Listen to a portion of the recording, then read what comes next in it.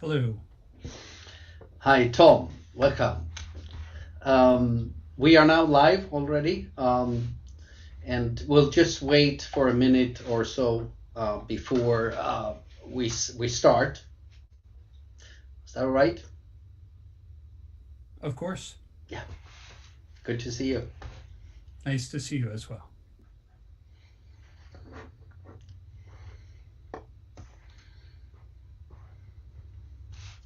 May I ask you a quick question? Sure.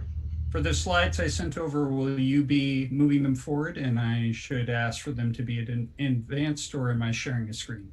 Yeah, you share the screen. Then you're in control. No problem.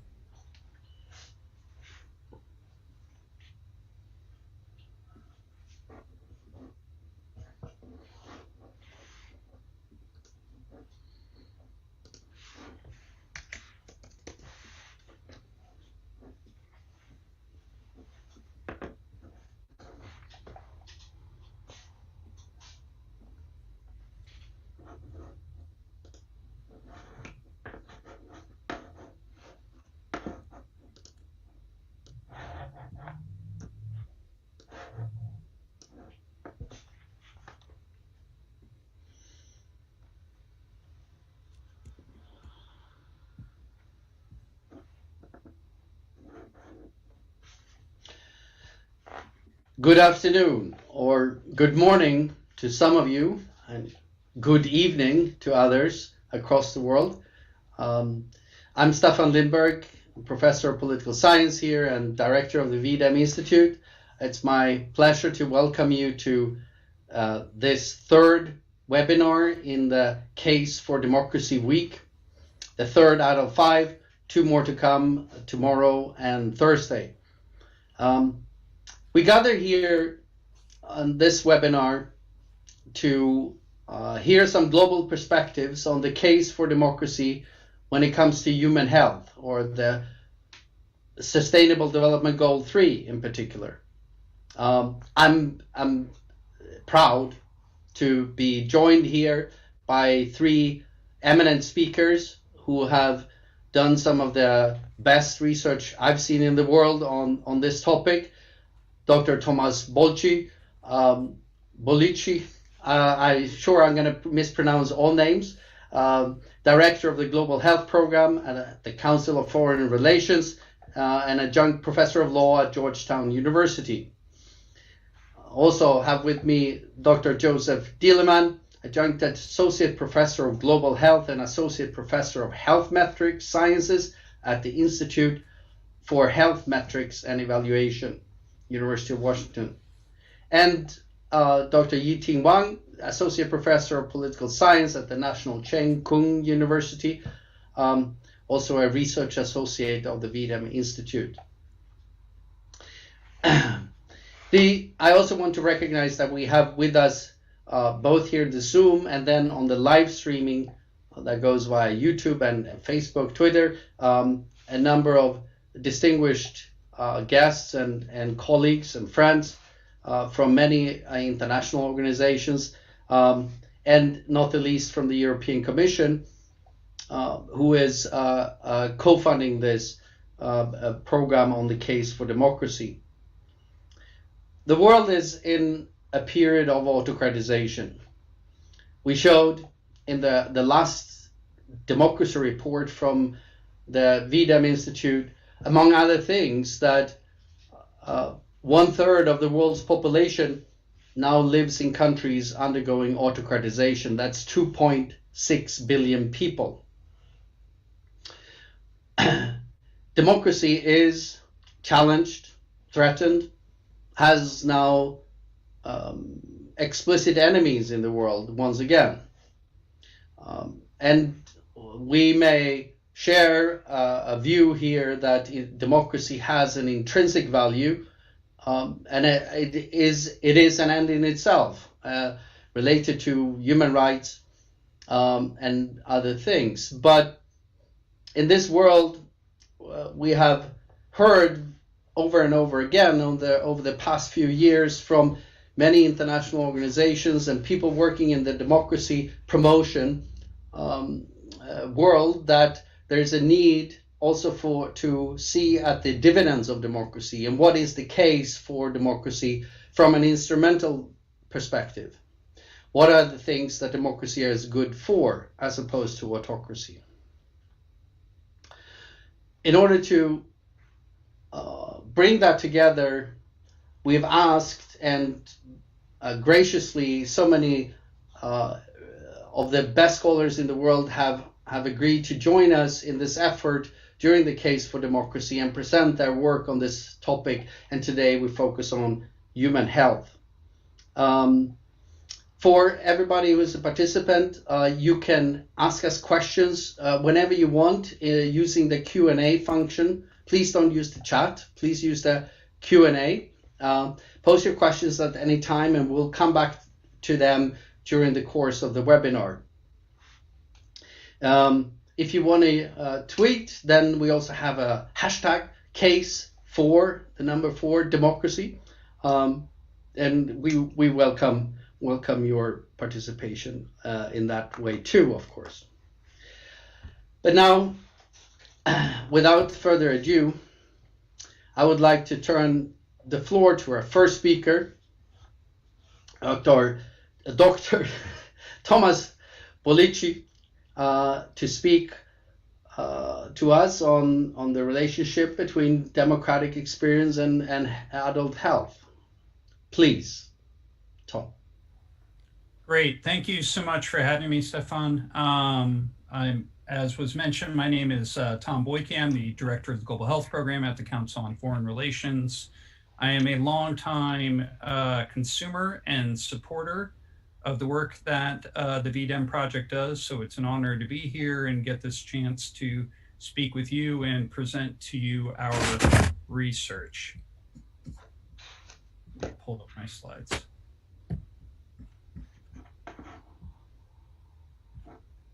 Great. So I will start us off today by giving an overview of a study that my colleagues and I published in The Lancet. It is, as far as we know, the first comprehensive, or was the first comprehensive assessment of the links between democracy and adult health and cause-specific or disease-specific mortality, covering 170 countries between 1970 and 2016. Let me give you a bit of the background as to why we did this study. Democracy has historically had a modest role in global health. For decades, China and Cuba were famous for providing good health to their populations at low cost. Many of the nations that have had the fastest improvements in child health and life expectancy over the last 15 years have been autocracies, nations like Ethiopia, Myanmar, Uganda, or Rwanda. They are also the nations that have been among the largest recipients of international development assistance for health. But health needs are changing. In recent years, we have been able to appreciate that by having better population health data for a broader range of countries. So this includes for adult life expectancy at 15, dating all the way back to the 1940s, and for child mortality and other measures as well. This is what historically has, the limit of the global coverage of this data has historically been what's limited us in terms of assessing democracy's relationship to different areas of health. But as I mentioned, health needs are changing. We, over the last,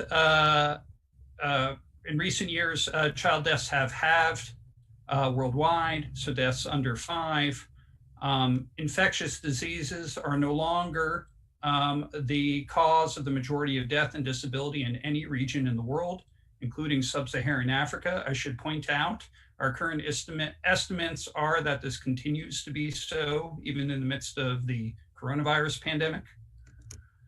And we've seen a dramatic shift to cardiovascular disease, diabetes, chronic respiratory illnesses, and other non-communicable diseases. Just to point out an example here, of Bangladesh. Bangladesh is expected to go from having 28% of its overall health burden be associated with these non-communicable diseases in 1990 to having 82% of its total health burden be associated with these non-communicable diseases by 2040. That's a health transition that wealthy nations made in 200 years, that poor nations like Bangladesh are going to make in 50.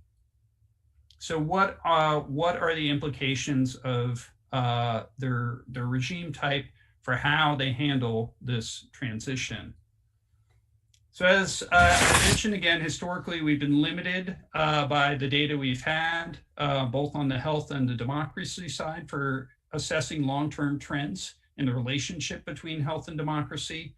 Again, historically, we've only had good coverage for life expectancy globally and things like child mortality. We now have much better data on being able to assess life expectancy at 15 in countries with global coverage. And through the Global Burden of Disease study, we have much more reliable estimates of cause of death in countries around the world. So with that data and with this goal of trying to understand how the transition in health is related to democracy and how governments are performing, we did this study in The Lancet in 2019. So we've had, as part of that, several important findings. First thing we did was compare life expectancy at 15 in countries that had transitioned from autocracy to democracy from 1970 with those are 15 countries that have made that transition versus the 55 states that had not. We controlled, I should mention, for HIV here because it disproportionately affects adults, but is one of the few adult health needs that are heavily targeted by aid in democracies and autocracies alike. And we wanted to isolate the effects of regime type.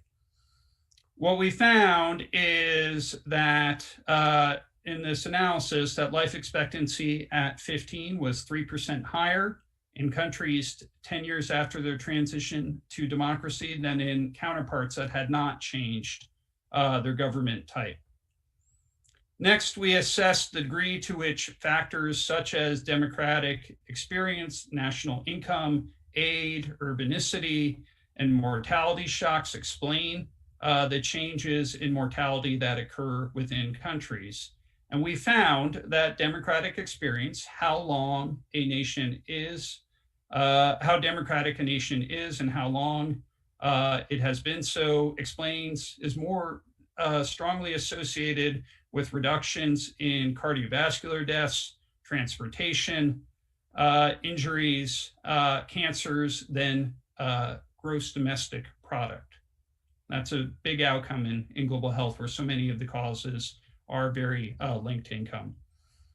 We find that democracy is only becoming more important for diseases like cardiovascular disease over time. And again, this shows you the same decomposition assessment of the different factors affecting health and how they're shifting over time.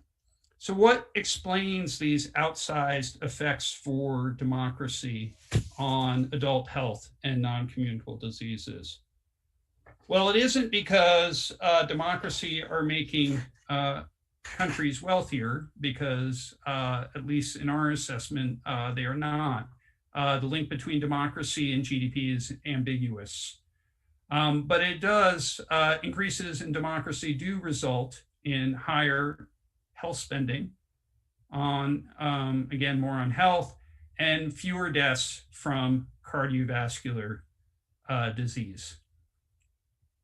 So how big of an effect in our assessment does democracy have on these non-communicable diseases? Well, we estimate that a 1 point improvement in democratic stock, again, this is the quality of the democracy and how long it has been democracy, that a 1% improvement in democratic stock results in about a 2% reduction in cardiovascular deaths over 20 years. Overall, it's a 9% reduction for cardiovascular deaths, tuberculosis, transportation injuries, and NCDs overall. And here I want to note on tuberculosis that tuberculosis is one of the few infectious diseases that really require a system to treat, to identify people, to provide drugs over an extended period of time, and to track their taking of it.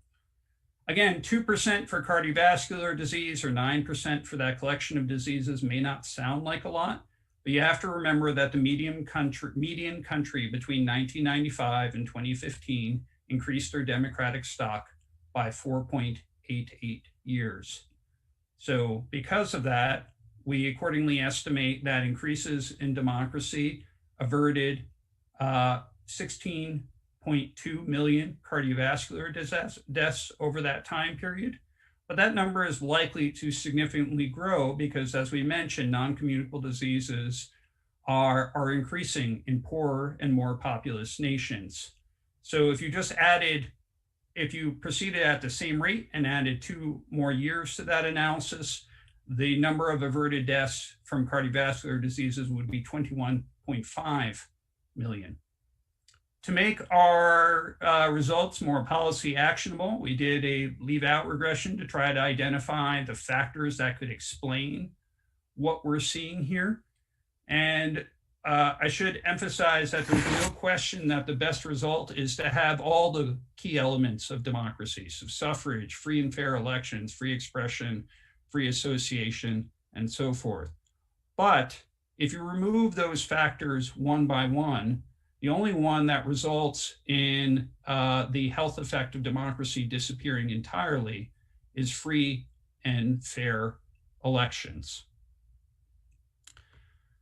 So what can I say in this brief presentation about our conclusions? The ones that we draw are that democracy and the health of people are increasingly and unavoidably inseparable. This will be particularly true as aid budgets are stagnant for most global health targets, and as countries' needs shift to these non-communicable diseases, injuries, and adult health, and away from the child health needs that have been the traditional target of global health. Here I want to emphasize, and I know we'll have a lot of discussion in this afterwards, but it is important to remember that the qualities that enable governments, that may have enabled governments to contain this pandemic, are not the same as those that will be required to sustain population health during and after this pandemic. And we believe the results in this paper point in that direction. Thank you so much for your time, and I look forward to the discussion. Thank you so much, Tom, for excellent presentation and really stark findings, right? As a democracy scholar, you're very happy about this, but I think in particular for the policy and practitioner community that are listening in here, these are really critical issues. On that, let me move forward immediately, and we'll come back to the roundtable discussion and move forward and ask Dr. Joseph Dieleman, sure I mispronounced your name too, to take the floor, please. Great, thanks so much. Thank you, Tom, and thank you, Staffan, and all the others involved in making this week happen and today's presentations happen. It's a privilege to be able to present the work today. I say thank you to Tom because in many ways he did the hard part and set the stage for the presentation that I'm about to give, which is in some ways a follow-on to the work that we did a number of years ago. And the work that I'm going to be presenting today was relatively recently published, and I want to be sure to thank all of the co-authors that were involved with the work, in particular Simon Wigley that helped lead a lot of this work. As Staffan mentioned, my name is Joe Dieleman. I am an economist by training and work at the Institute for Health Metrics and Evaluation. And I think the really key contribution that I can make to some of today's conversations is really about how we measure health. That's a lot of what the Institute for Health Metrics and Evaluation does. And in many ways, the pair of Simon, Tom, and myself has been great, because in many ways we can think about how health and governance and democracy in particular come together to influence health, and have done so on a few research projects now. To set the stage, the starting point is really where Tom left off. And this is the work, like I mentioned, that was published a number of years ago, that highlights that democratic experience impacts adult health, and specifically cause-specific mortality. And so if we take that as our starting point, what has, I think, is an important addition or an important reality to think about how it connects with that first finding is the work that V-Dem has been championing for a number of years now, but in particular comes out very nicely in the report that was just published, that highlights that many countries are moving backwards and are autocratizing, and these graphics are simple infographics that come out of the report, but highlight the really large impact of these political changes that is occurring, and how it's impacting a very large part of the population. So with that, our first paper that really focused on long-term democratic experience, we wanted to combine that now with this concept of autocratization and the reality that many people in many countries are living in places where autocratization is increasingly a reality. So the objective of the research is, rather than assessing long-term democratic experience, to really assess the impact of autocratization on health. And what we paired with that is the concept of universal health coverage. So the United Nations Sustainable Development Goal 3.8 really prioritizes the universal coverage as a goal that nations and populations should be pushing towards. This is an iconic graph for folks that work in development and health space that highlights the three dimensions of universal health coverage. And it's important to recognize the importance of all three of those pieces. On the x-axis on the bottom, it's the fraction of the population that actually have access to services. On that depth of the cube is assessing the services that people actually have access to.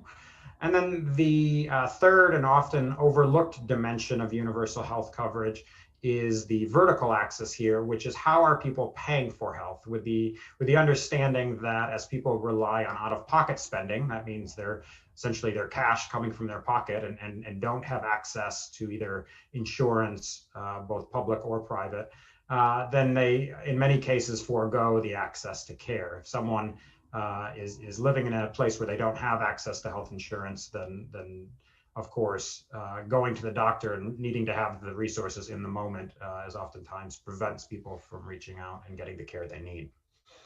So what we did to assess this was start with the V-Dem data, which we've made a habit of using. And in particular, we were looking at statistically significant reductions in the Electoral Democracy Index. And empirically, we wanted to connect that to universal health coverage. So we started with an index that measures service coverage. So in many ways, what's in the red text is an index that spans 0 to 100 and measures the fraction of the population that has access to a comprehensive set of essential health services. And then we partnered that with estimates of out-of-pocket health spending, with the idea that of course, we want to increase the fraction of the population that has access to services, and we want to do so without increasing out-of-pocket spending. And in this case, the idea is to bring out-of-pocket spending down while bringing service coverage up. And the real question for this study is, how has a significant reduction in the Electoral Democracy Index impacted these two key outcomes?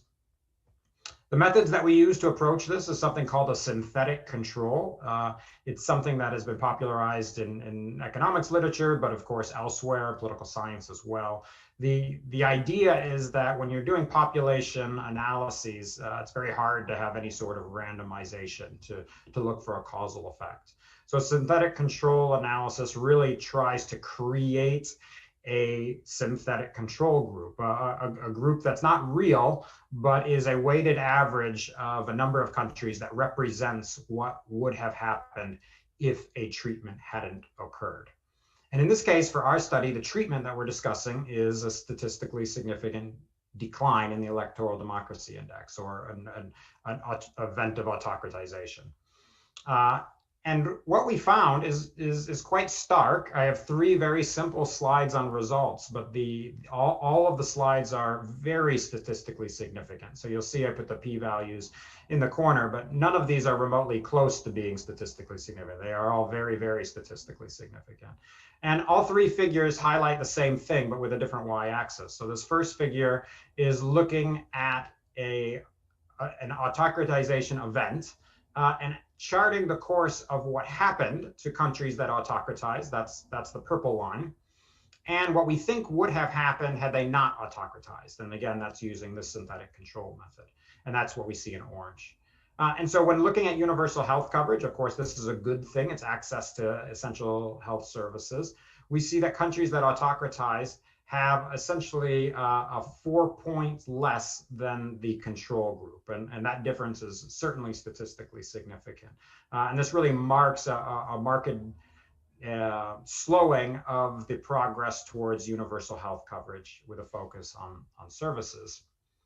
The next figure now looks at out-of-pocket spending. So again, at time 0 is this autocratization impact or effect change. And what we see is that from that point onward, countries that autocratized had an increase in spending on out-of-pocket spending on health. And again, a statistically significant difference, looking at almost $15 per capita. So really a remarkable difference between countries that have now autocratized and our estimation of what would have happened had they not autocratized.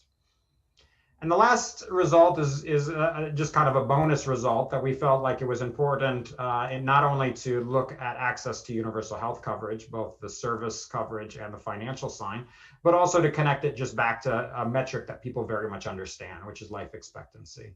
And so what we show in this last figure is that countries that have autocratized, again, this is the purple line, the increase in life expectancy that comes after autocratization, the 10 years afterwards, is less than we estimate would have occurred had they not autocratized. And again, the difference here is 0.8 of a year in life expectancy. That really is a remarkable difference between the two, and these differences certainly are statistically significant.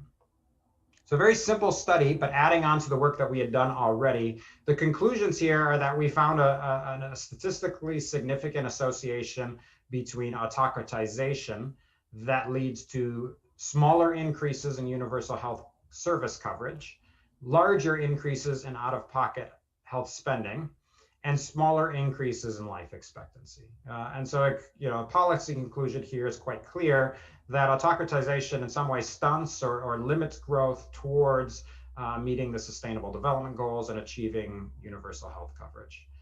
The work that we do oftentimes points specifically, and our audience is people working in the global health space. And our message to them is in many ways that democracy is not something that can just be forgotten about. So that really pushing towards both the Sustainable Development Goals, but also universal health coverage in particular, it's important to consider and be mindful of the impact of both. And at some point, continuing to operate in an environment where governance is not considered limits the impact that major multilateral or bilateral aid agencies that are really helping support progress towards universal health coverage. It limits the impact that they can have. So with that, I'll pass it over to our next presenter and look forward to a discussion of, in many ways, how the work that Tom presented on long-term democratic experience combines with the findings of this study, which shows real acute autocratization has a detrimental impact on universal health coverage. Thank you so much, Joe, and for again another excellent presentation, of course, but also these again stark findings, and what it means in the development community to have or not to have democracy, and what this current trend of autocratization means for achieving sustainable development goals like number 3 and 3.8 in particular, but I mean, we could also we also know what bad health means for other outcomes, and how important it is. In democracy, if I put it that way, is not just a luxury that you get after you have good health and other things, but it's actually part of the story. And then it's my distinct pleasure to hand over to the third speaker, Yiting Wang, associate professor at National Cheng Kung University. And I say it's a distinct pleasure in particular because Yiting was one of two of the first postdocs that started here at the V-Dem Institute back in 2013. We're so proud of all the work you do. And this important work that I think was one of the, or maybe the first study using V-Dem data to assess effects in this area. So please, Yiting, the floor is yours. Okay, thank you. Let me check how to share the screen. At the bottom of the Zoom webinar. Okay.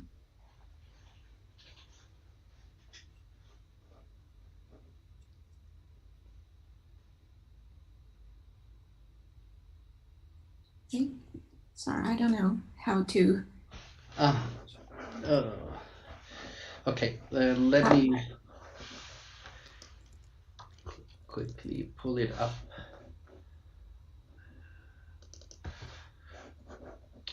Do you want me to share it from my computer then? Yeah, that would be great. And you tell me when to move. Okay, sorry about this. Here we go. I'm gonna share this. Right. Okay, thank you.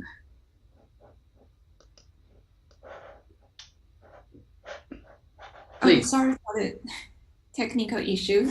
And it's my great honor to have the opportunity to present our work. I'm Yiting Wang from National Cheng Kung University, NCKU in Taiwan. This is a collaboration project with two my colleagues, Valeria Machkova and Priya Anderson, which we published in 2019.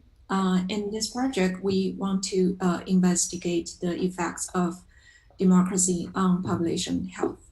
Next one. Next slide. The reason we want to investigate is that, okay, in political science, people have this debate. So in the literature, scholars haven't found mixed results. So having reached a consensus on whether democracy really leads to more public good provision, including like infrastructure that help improve public goods provision or healthcare. And some people say yes and argue that because of competitive election, democracy is more responsive to the needs of its people, like our two previous presentations show. However, there is another argument, which is very prominent alternative explanation, and criticize the previous positive argument as based on like biased data or incorrect model. So this alternative explanation arguing that it is actually the quality of government rather than democracy that has more impacts on democracy. So in this project, what we try to do is that we use more comprehensive data, and we try to use more detailed measure to verify the impact of democracy, especially want to find some nuance in this relationship between democracy and population health, and to find out, to distinguish between a short-term effect and long-term effect of democracy, and to find out whether there is any like non-linear relationship between democracy and health outcome. Next slide. The reason we think that oh, maybe also, yeah, the next one, sorry. Yeah. Okay. The reason we think that democracy has positive impact on health outcome is that we know that competitive and regular election is a very important feature of democracy. So politicians faced with the uncertainty of re-election, politicians have more incentive to represent the preferences of voters and have to offer them benefits, including public goods related to food provision and healthcare. So the accountability, representation, and selection, all these mechanisms, we think they are all based on regular and competitive election to select leaders. And in democracy, suffrage is like extensive, and so all this mechanism, we think they can function better in democracy. In addition to that, we want to argue that age of democracy and level of democracy, both of them are very important.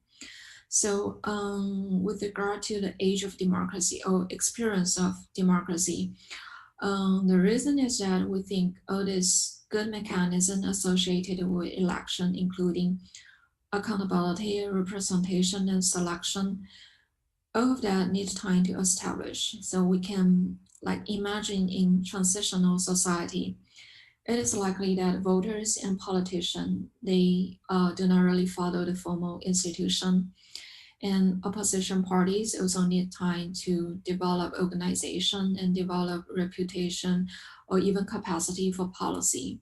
And also implementation of health policy itself also takes time to be fully be functional. And in terms of the level of election, we think that there is a threshold effect of democracy as a nonlinear relationship between democracy and population health, which means that we think the effect of democracy on health is especially salient when democracy matures.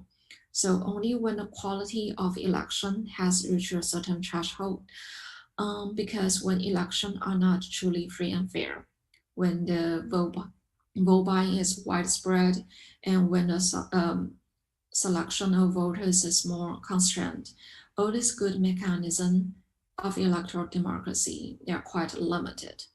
So to test this, of course, we use V-Dem data, the next one. So for the independent variable, for our key variable, which is an electoral principle to measure the level of electoral democracy, that's based on V-Dem data. And in the model, we also include no corruption as an indication of good governance, because we want to test when good governance, when no corruption, this indication is also included in the model, whether the positive effect of electoral democracy still exists. And we use infant mortality rate as a measure of health.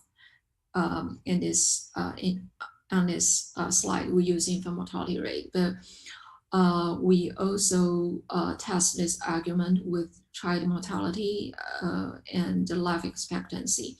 And all these different dependent variables, they show very consistent result.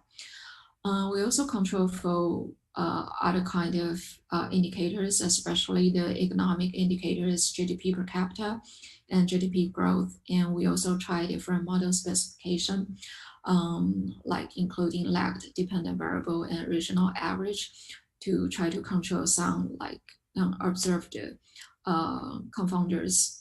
So we find that indeed there is a positive and significant short-term impact of electoral democracy on infant mortality. And so in the short run, electoral democracy indeed reduce infant mortality, but the long-term effects are actually more substantial. So overall, the positive effect of electoral democracy require more than a decade to be fully realized. So we show that not only the short-term effect, but also the long-term impact of democracy is really significant on reducing infant mortality. Among the control variable, we can see that the no corruption, this indication, as a typical indication of good governance, but we found its effect is not significantly different from zero. So when both of the electoral principle and no corruption are included in the model, it's actually the electoral principle or measure of democracy has more consistent and significant impact on health and across all kinds of model specification. And the next one. And so we also test the threshold effect. So not only the age of democracy, you also want to test the level of democracy. So there's a non-linear relationship between electoral democracy and infant mortality rates. On this plot, the solid line is the estimated relationship between the two, and the dotted lines are the 95% confidence interval. So only when the electoral democracy reach 0.7, after crossing that threshold, increasing political participation and competition really lead to health improvement. Which means that, so if we are on the left part of the plot in quite close autocracy, a small increase in like suffrage or political competition does not really lead to the improvement of politician health. So only when the quality of election, or only when democracy really reach certain threshold, after that threshold, increasing competition or improving quality of democracy really leads to the reducement of mortality rates. So, and the next one. Okay, to conclude, what we found is the result is quite consistent with two previous presentation. What we found is that democracy has both short-term and long-term effects on population health, especially electoral democracy, competitive and free and fair election, which is the core of all different aspects of democracy. Election are actually the most important elements of these different aspects. And especially the long-term effect is more substantial, and the long-term effect requires several years, more than 1 decade, to be fully realized. And we also find there is a non-linear relationship between electoral democracy and health outcome. So only when democracy, the quality and level of democracy reach certain threshold, the positive effect of democracy on health become more salient. And why the previous literature find mixed result, we think is because the literature, the previous study, most of them based on the incomplete sample. And the incomplete sample, especially some incomplete sample, not the entire variation for the measure of quality of governance. And that's the reason previous literature doesn't find a result like what we found. That's it. Thank you for your time, and I'm looking forward to the discussion.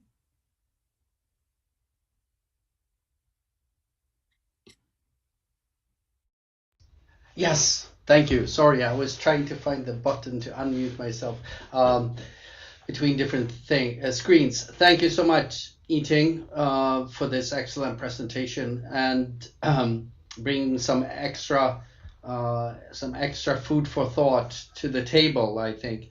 And for participants, please continue post questions in the Q&A. We'll come to those. But let me try and summarize what I just heard and see what you, the three speakers, if you agree with that or think it should be phrased differently. So we hear that both the first and the last presentation give evidence using all the wealth of data that we can or you have been able to muster, say that transitions to democracy, increased life expectancy, having democracy longer of a better quality also gives greater effects on things like life expectancy, infant mortality, and over time then other main causes of death, such as non-communicable diseases. And the mechanism that Tom talked about is that democracy leads to higher health spending, and you and Yiting noticed that it's especially the free and fair elections, that electoral component, the vertical accountability between voters and leaders, that's especially important, which makes sense to me in the sense that that's how, as a democracy scholar, that's what we hope for. There should be a pressure when infant mortality or life expectancy is an issue and health is recording a very in progress. high order priority. Then if that mechanism to hold your leaders accountable for what they do or don't do, when that is strong, then it's more effective, provide more health coverage, and then lead to better human health. And critically, I think what Yiting and colleagues study point to is that for the development community, that it's not sort of good enough governance, as it's sometimes called in those circles, that is creating this, but it's actually the democracy component. And with the additional study, Joe, that the current trend that we're seeing, not only could we see sort of using long historical data that, democracy leads to these better health outcomes, but actually now the autocratization that we're seeing is actually having tangible and highly statistically significant detrimental effects, as you showed in the presentation. Is that the picture that these three pull together? What do you say? Would you want to rephrase, restate it, or adjust it?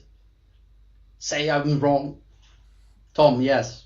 No, I think you're right. And I'll just add a little bit of a level of extra detail for at least our study.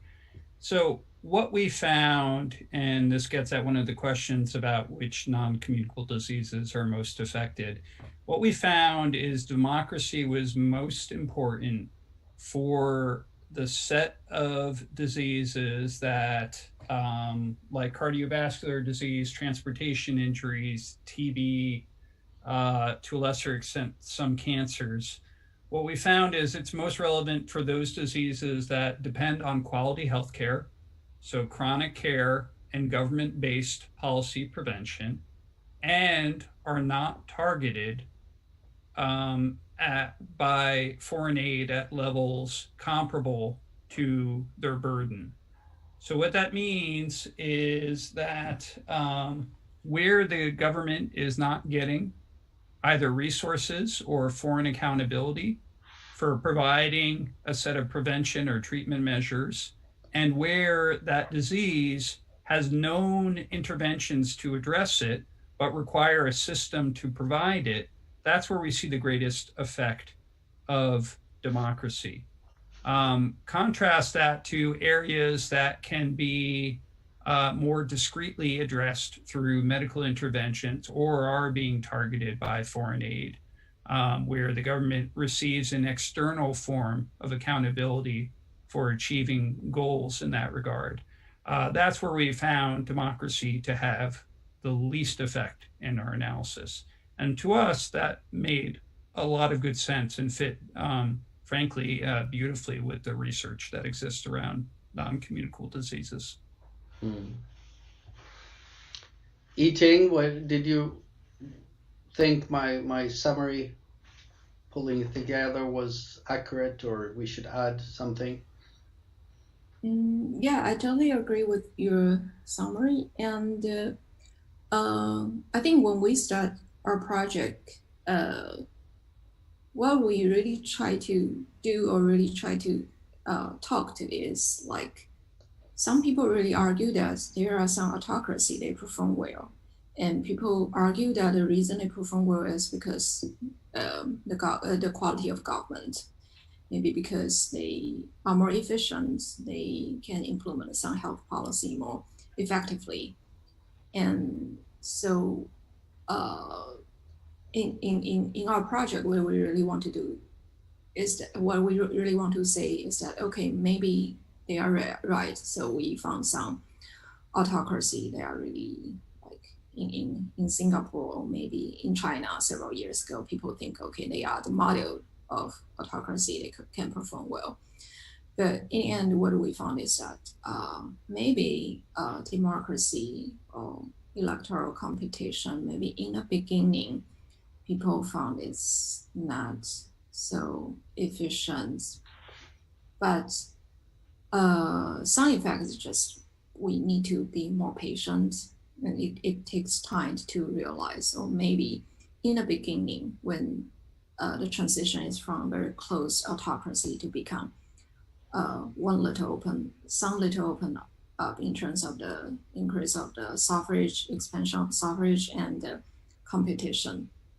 We want to argue that this is not enough, and you have to like cross the threshold or maybe wait for some longer time for the good impact of democracy to be truly realized. Mm, mm. Yeah, and I think, as I alluded to before, I think that because that discussion between sort of good governance and in the international community that you can have good governance without having democracy, and that will solve the problems. I think for that reason, because that discussion is so prevalent and important, I think that particular part of your findings is really significant, right? That it's rather democracy that matters than governance, and pointing to the limited times frame for previous studies in this area. Joe, your Staffan, maybe two quick observations would be, I agree with your summary and appreciate it. And one thing that I think is unique about the study that I presented is in some ways it brings together the work that Tom and Yiting presented, in that the outcome that I was focusing on was universal health coverage. And we looked at service provision and financing. I think one of the reasons that universal health coverage has gained so much traction and momentum is because it is valuable for all countries. It's not focused on communicable diseases, not focused simply on non-communicable diseases, but the metric that we're tracking is incorporating outcomes and coverage associated with all types of diseases. And that means it's relevant for high-income countries and for low-income countries and everyone in between. And in some ways, Tom's study focused a lot on non-communicable diseases and found that democracy had the largest and long-term effect on some of those non-communicable diseases, things like TB and cardiovascular disease. Yiting's study focused on infant mortality. And I think what my study did was in some ways combine the two and said that autocratization can have a detrimental effect on health system coverage as a whole. And the second point that I would make is, bringing this to be a little bit more contemporary to the current pandemic that, as we all join from our remote corners of the world, but most of us at home, is a reality. And asking the question of course, how does democracy relate to this? And I think that's an open question. I think there's a lot of evaluation and empirical analyses that are happening right now and need to continue. But one thing I think the three studies show, and in particular mine, is that democracy can lead to the building of solid health systems. In some ways, that's what universal health coverage is measuring. It's not a focused outcome, but rather a system that can potentially benefit all corners of the population within a country. That's at least the objective. And that's what we're trying to measure when we measure universal health coverage at the national level. So I do think there's really relevant connection both between the studies, but also to the moment and the pandemic that we're living through. Yeah, I couldn't agree more. And please, as panelists, feel free to jump in and speak to each other.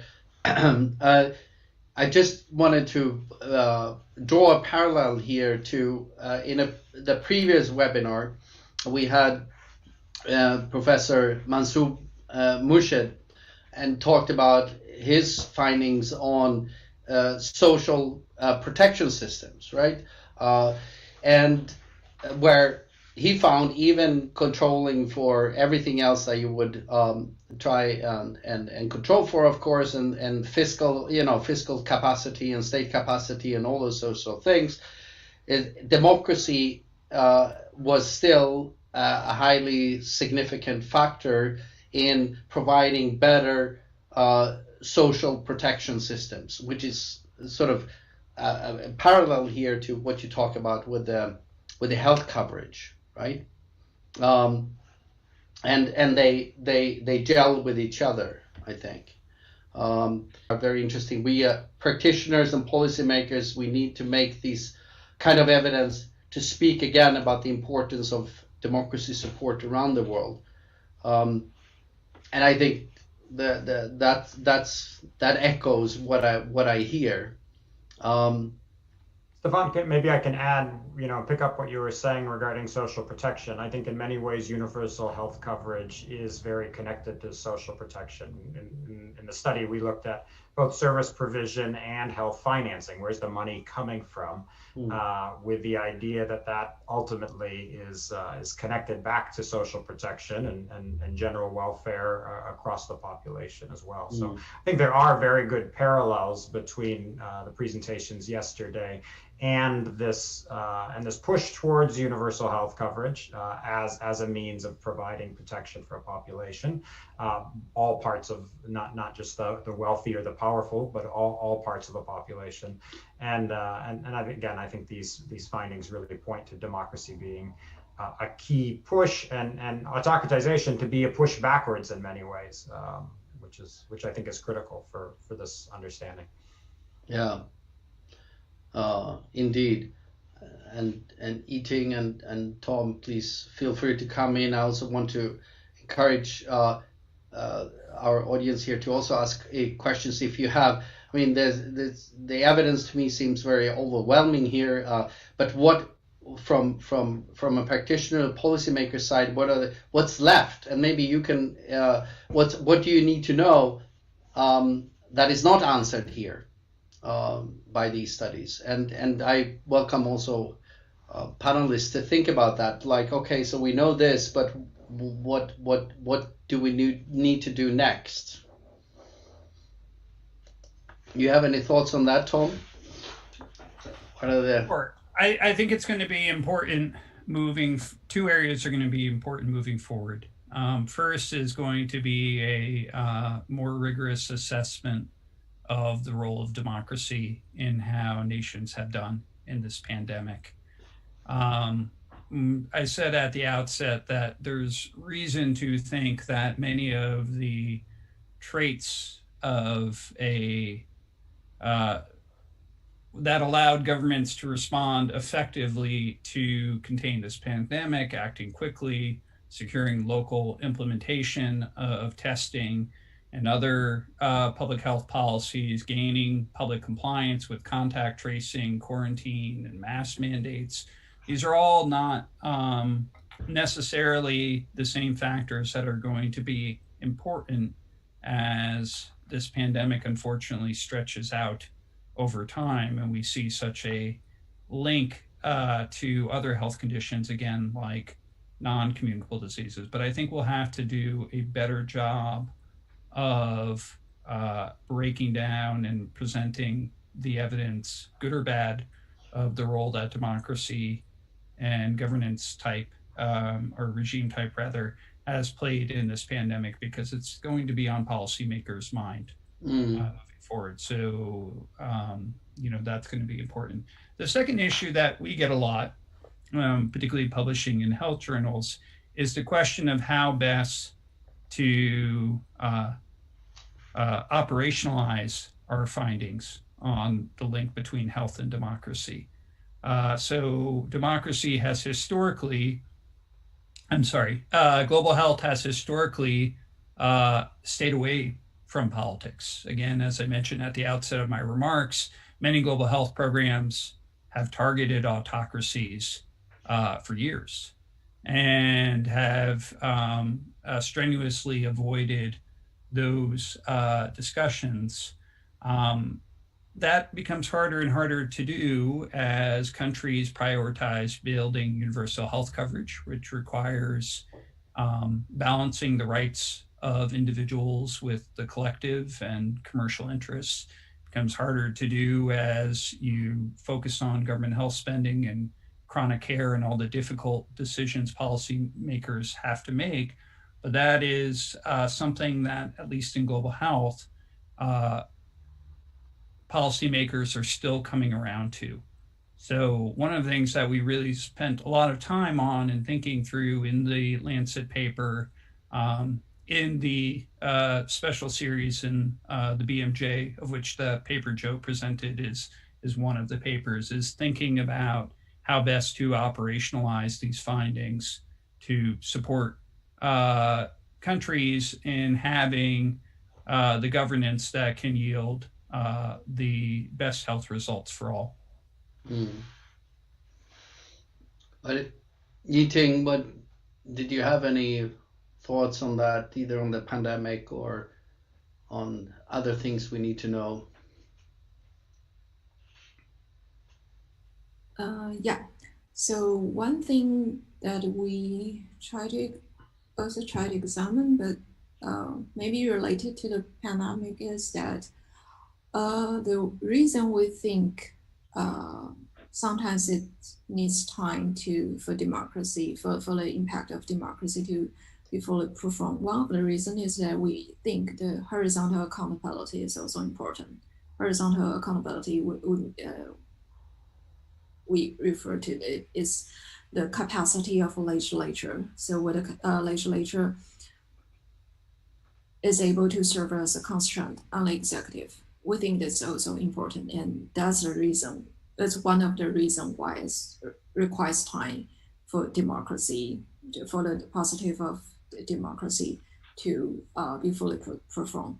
And the reason is that when legislature can serve as a constraint on the executive, it allows government officials to establish credibility, especially credibility for policies and for the implementation of a lot of things. And it can amplify the effects of vertical accountability. So I think one thing maybe can be emphasized is that to enhance the strength of legislature and help the politician, help the parties to be better able to make credible promises about the effects of the policies. Maybe that's one thing, like during the pandemics, so that people can feel more like secure that all these policies can really the executive can be constrained because there is another institution that can help constrain the power of the executive. Yeah, I think that's relevant. I mean, not only in relation to the pandemic, and I just wanted to pick that up. I agree with you, Tom and others, that obviously, I mean, there is going to be years before we really know, and that's really important to acknowledge. There was an interesting parallel here. So in the Institute team, there was a special pandemic backsliding project over the last year, tracking what governments were doing and violating norms, and also doing a first analysis of the impact of regime type in handling, and there was, at least in that, it's only a working paper yet, it's being under review now, but there was basically no relationship, right? But also one of the things you could see from the distribution reminded me of the first webinar we had here on economic development. There's huge variation among autocracies, much more than among democracies, right? In terms of how well, by different metrics, you cope with it. I mean, some autocracies have been able to use their high state capacity along with sort of command and threat of force to really enforce strict regulations and restrict it. But you also have the Kazakhstans, right? And it's similar with economic development, with Karl-Henrik Knudsen, for example, show, I mean, in terms of sort of economic skyrocketing, but also economic catastrophe, right? The tails of that distribution are enormous for autocracies. You can get sort of heaven or real hell, but democracies are sort of more measured in the between. And I think that has to do with both the vertical and the horizontal accountability that your team talked about.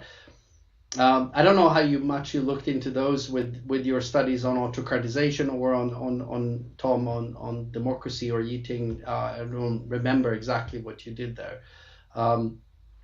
There's sort of that pressure to not do too badly, and maybe makes you not do too well sometimes, but also prevent catastrophe, which of course reminds of Amartya Sen's whole argument about like there are no famines in democracies kind of thing. Right. So I'll just put out a couple of things. We've looked at the relationship too, of course, and have also not found in our early assessment any particular correlation. Couple of things to mention there. Again, as you rightly put it, it's still early days. The data also on a lot of health outcomes is poor, where we don't really have a great sense of what the true number of deaths are in most countries, or even cases. So that's a work in progress as well. But your question or this topic allows me to plug other people's work, which is what I like to do in these sessions, and two papers that were included in that BMJ series that I think are worth people looking at. One is by, of course, led by a person familiar to V-Dem, John Gearing, that did surveys in India, the UK, and in the United States, assessing whether or not respondents blamed their government for the spread of COVID-19, done at different points of time. And interestingly enough, while the survey demonstrated that as a general matter, respondents in all three countries did consider the government somewhat responsible for health, generally, they did not consider them or did not blame them for the government's performance in the COVID-19 pandemic. Again, just one study, limited number of respondents, but potentially an interesting result for thinking about whether or not the mechanisms that work in general on the link between democracy and health work the same way on something like a pandemic where the public may consider it something more along the lines of being sui generis. The other study in that collection that I like quite a bit is a study that looked at the link between democracy and health through the greater freedom of expression that is offered in democracies. And in particular, they looked at social media and the amount of disinformation and misinformation that was put out around mask wearing and vaccines and issues of that type. And I think that's another area to think about in the future in terms of our response to a crisis like this, where really so much depends on the compliance of the public with non-pharmaceutical interventions that can protect themselves, that may be a way in which democracies may be more vulnerable. But again, the broader answer is we don't know, hard to identify a relationship, but there are some interesting tea leaves out there as to suggesting what some connections might be and why the relationship might be different on a pandemic than on other areas of health. Yeah. Joe, any thoughts on this or other? Well, yeah, so Staffan, a moment ago you asked about areas for future analysis and study, and I was thinking a little more about that. I tend to think in large population studies, we tend to treat the health sector as a whole, but we know, especially the folks that work in health, that there are subpopulations, and in particular, there's different modalities of care, and then there's the way that you treat a non-communicable disease that Tom was discussing versus the way that you that you treat an infectious disease in a child have some similarities, but also some important differences. And it highlights for me that I do think there still remains very little information connecting democracy to the underlying health system and understanding those specific mechanisms. I think all three of the authors, including myself, have kind of highlighted free and fair elections and the feedback that is so critical in a democracy. But really taking that one step further and understanding how that feedback impacts different populations and ultimately impacts, you can assess different health conditions as well. One thing I'm, always cognizant of, and I think is oftentimes missed, is the changing demographic structure that we live in, which is to say that, if you look at the world, say 50 years ago, and you looked at the age of the population, there is, a large majority of the fraction of younger ages. If you look at the present, and especially if you look at projections 10, 20, 30, 40 years into the future, you see that the exact opposite is the case, and that a major part of the global population is at much older ages. And I think that raises an important question of what is the role of democracy in providing health for the oldest parts of the population, for people who have now maybe retired, are not necessarily contributing economically, but in many cases have a higher demand on the healthcare system. Yeah. And again, that's where we, I think there's so much space to start to dig in more nuance to the different parts of the healthcare system and health in general, more than just healthcare, but health as an outcome that is more than just healthcare, and ask what can democracies do as a catalyst to improve health and improve healthcare. Thank you. Yeah, those are great points, and I didn't even think in this context about the changing demographic structure, but of course we know that's in the works, and it's changing, and countries are struggling with that. Yiting, do you have any final thought on this?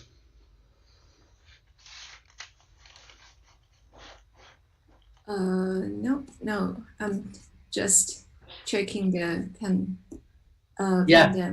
pandemic backsliding project, and I was really think that there will be a lot of things people can use this data to do.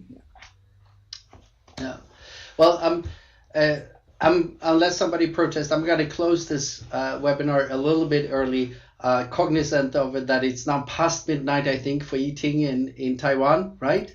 And it was very early for Joe in particular to get up for this seminar. We managed to bring it together. And it also put us a little late in the day for a lot of stuff at the European Commission and other places here in Europe. But it's been fantastic to have you here and talk about this, and I think it's incredibly important in the present period where there's such an emphasis on SDGs and how and not in the least, of course, on human development and human health, and the role that democracy plays in that story, and what it means now that the world is moving in such a relatively high speed towards a less democratic world. It will also be available, and we'll make sure to distribute this seminar via the YouTube recording, so that others can also watch it and see how the research findings that you brought forward after the fact. We will also collect the main take-home lessons in what we call a policy brief, a short summary for the policy community. And then later in the fall, we hope to take this whole project further, and we hope to be able to come back to you, as this is such an important area. I cannot thank you enough, Tom, Joe, and Yiting, for agreeing to come here and be part of this webinar today and show us your enormously important findings and how they speak to each other, engage in this important conversation I think we've had. I would also like to thank Vanessa Buese, who is really driving this project here, together with Natalia Netzika and Nazifa Alizada, who is behind the scenes making sure that we have a webinar online. And everyone else on the team behind here helping. And thanks for the people attending on the Zoom or in the live stream for this event. Thank you all for being here today.